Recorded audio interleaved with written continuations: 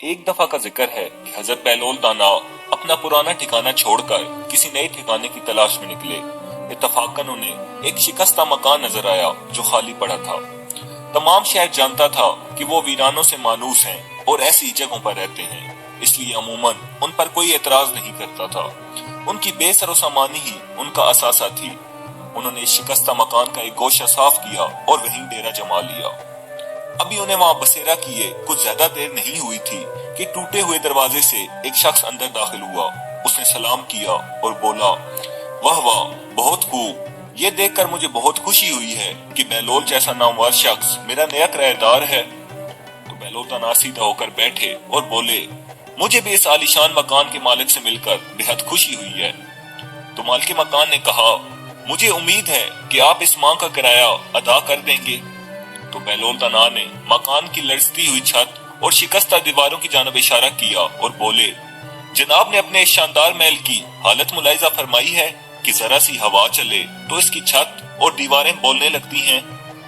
تو مالک مکان بولا، بے شک آپ درست فرماتے ہیں، لیکن آپ جیسا بزرگ یہ بھی جانتا ہوگا کہ تمام موجودات عالم خدا کی حمد و ثنا کرتے ہیں، اور یہ جو آواز آپ سنتے ہیں یہ اس مکان کے تسبیح کرنے کی صدا ہے۔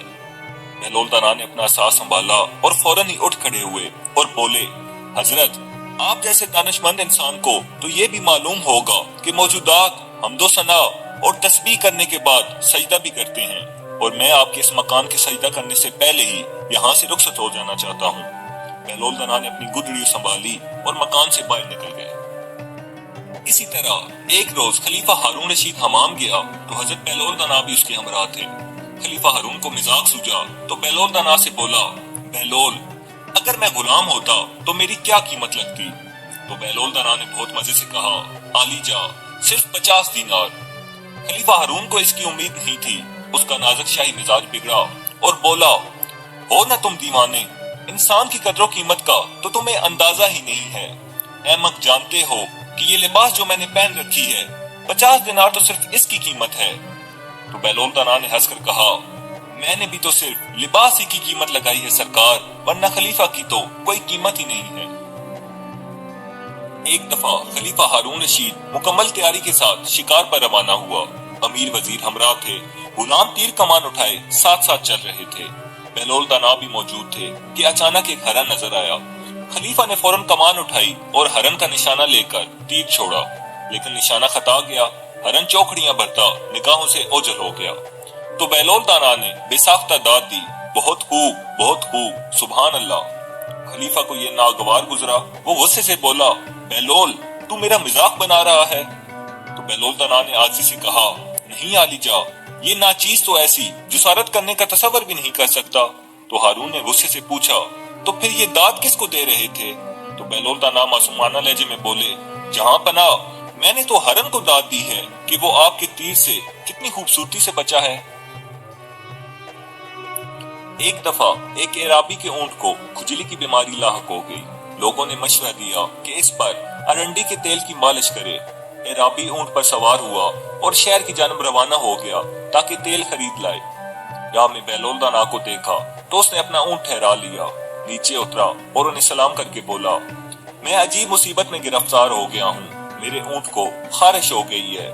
لوگوں نے تو ارنڈی کے تیل کی مالش کرنے کا مشورہ دیا ہے، میں تیل لینے ہی جا رہا تھا، آپ کو دیکھا تو مجھے خیال آیا کہ آپ کی دعا میں تو بڑا اثر ہے، اگر آپ میرے اونٹ پر دم کر دو تو اسے شفا ہو جائے گی۔ تو بہلول دانا مسکرائے اور بولے، صرف میری دعا میں تو اتنی تاثیر نہیں ہے کہ اتنا بڑا اونٹ اس سے شفا یاب ہو جائے۔ ہاں، اگر تم ارنڈی کا تیل لے آؤ تو میں اس پر دعا دم کر دوں گا، تم وہ تیل استعمال کرنا تو امید ہے کہ کام بن جائے گا۔ بات اس شخص کی سمجھ میں آ گئی، وہ شہر سے تیل خرید لایا۔ بہلول دانا نے اس پر دعا دم کر دی، کچھ روز کی مالش سے اس کا اونٹ تندرست ہو گیا۔ ایک دفعہ حضرت بہلول دانا ایک کھنڈر میں بیٹھے اپنے آپ میں مگن نہ جانے خیالات کی کون سی گٹھیاں سلجھا رہے تھے کہ خلیفہ ہارون کا ایک کرندہ آگے بڑھا اور بہلول دانا کو متوجہ کرنے کے لیے اطلاعی انداز میں کھنکارا۔ بہلول دانا نے آنکھیں کھول کر اس کی طرف دیکھا تو اس نے سلام کیا۔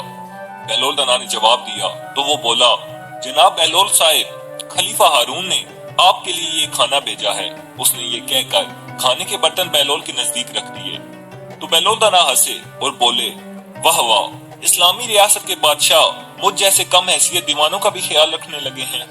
تو کرندے نے فوراً کہا خلیفہ ہارون کی رعایا پروری تو ضرب المثل ہے۔ بہلول دانا نے اپنے دائیں بائیں دیکھا اور اس کتے کو چمکارا جو کھنڈر میں ایک جانب بیٹھا ہوا تھا۔ کتا دم ہلاتا قریب آ گیا۔ بہلول دانا نے کھانے کے برتن اٹھائے اور کتے کے سامنے رکھ دیے۔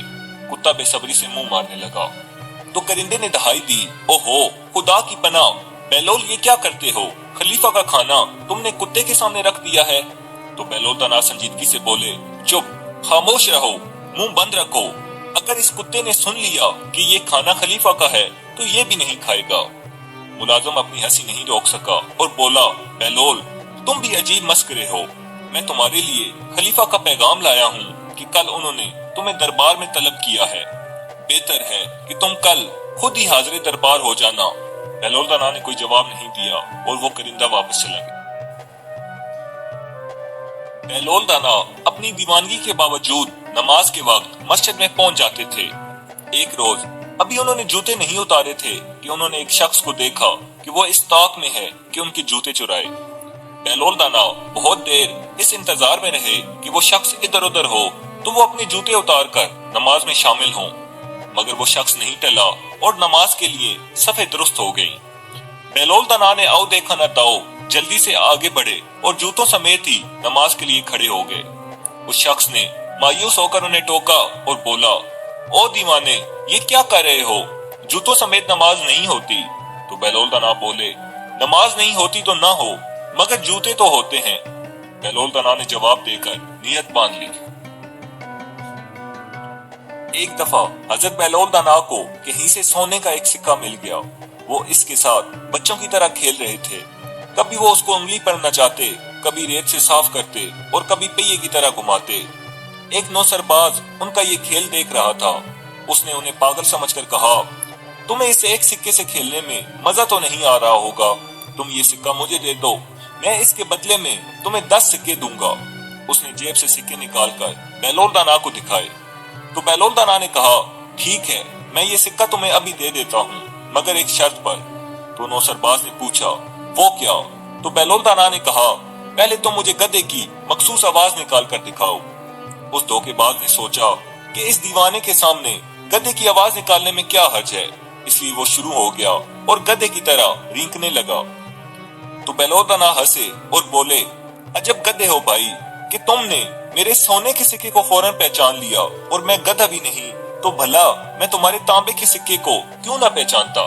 تو یہ سن کر وہ نوسرباز بیچارہ اس قدر شرمندہ ہوا کہ اسے بھاگتے ہی بنی۔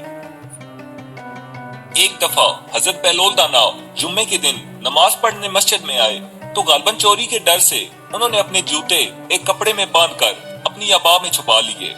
یہاں کے مقامی لوگ تو بہلول دانا کو جانتے تھے، لیکن ایک ایسا شخص جو انہیں نہیں پہچانتا تھا، اس نے انہیں بغل میں کوئی شے چھپائے ہوئے دیکھ کر کہا معلوم ہوتا ہے آپ کے پاس کوئی قیمتی کتاب ہے جسے آپ نے اتنی حفاظت سے رکھا ہوا ہے۔ تو بہلول دانا نے بڑی سنجیدگی سے جواب دیا آپ نے درست اندازہ لگایا، بہت قیمتی کتاب ہے۔ تو شخص نے پوچھا کیا آپ بتانا پسند فرمائیں گے کہ یہ کون سی کتاب ہے؟ تو بہلول دانا نے بتایا جی ہاں کیوں نہیں، یہ فلسفے کی کتاب ہے۔ تو اس شخص نے کہا فلسفے کی کتاب، سبحان اللہ، آپ نے کس کتب فروش سے خریدی ہے؟ تو بہلول دانا بولے جناب یہ میں نے ایک موچی سے خریدی ہے۔ یہ سن کر سب حاضرین مجلس زور زور سے ہنسنے لگے۔ ایک دفعہ ایک بدکار شخص نے بہلول دانا کا مزاح اڑانے کو شرارت سے کہا اے وہاب، کیا تم نے کبھی شیطان کو دیکھا ہے؟ میرا بہت جی چاہتا ہے کہ میں شیطان کو دیکھوں۔ تو بہلول دانا نے سنجیدگی سے کہا تیری یہ خواہش تو بڑی آسانی سے پوری ہو سکتی ہے۔ تو شخص نے پوچھا وہ کس طرح؟